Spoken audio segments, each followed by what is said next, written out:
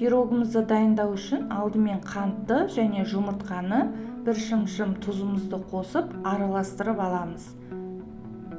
Қант әбден ерігенше асықпай араластырыңыздар.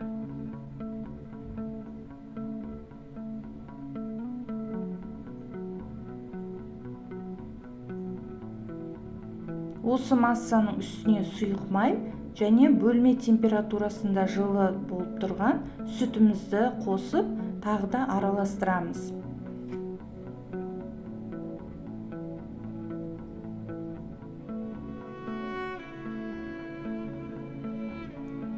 Енді құрғақ қоспаларымызды қоса бастаймыз. Ол үшін ванилинді қосамыз, тағы да араластырамыз.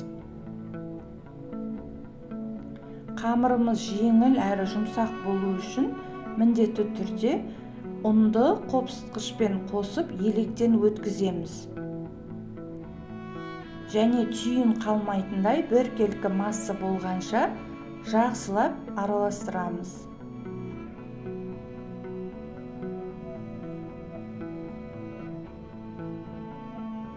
Бұл пирог өте оңай дайындалады. Күнделікті үйде бар заттармен тез арада дайындап дастарханға ұсынсаңыздар болады.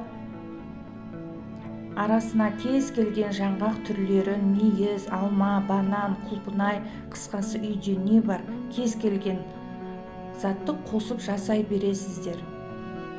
Міне осылай қамырымыз дайын болды.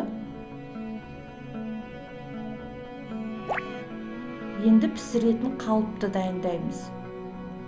Осылай пергамент қағазын ыңғайлап кесіп туралап қойып алдым. Үстіне қамырымызды құйып, қалып кеткен ауасын шығарамыз да қызып тұрған пеште 180 градуста 30-35 минут аралығында пісіріп аламыз.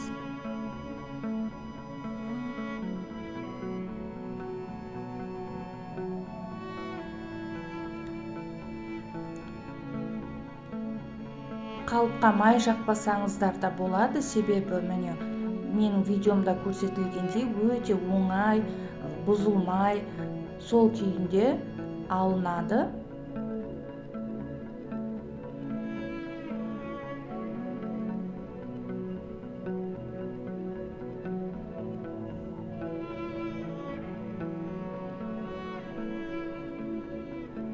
Осылай қант ұнтағымен сәндесеңіздер болады, немесе креммен сәндесеңіздер де болады.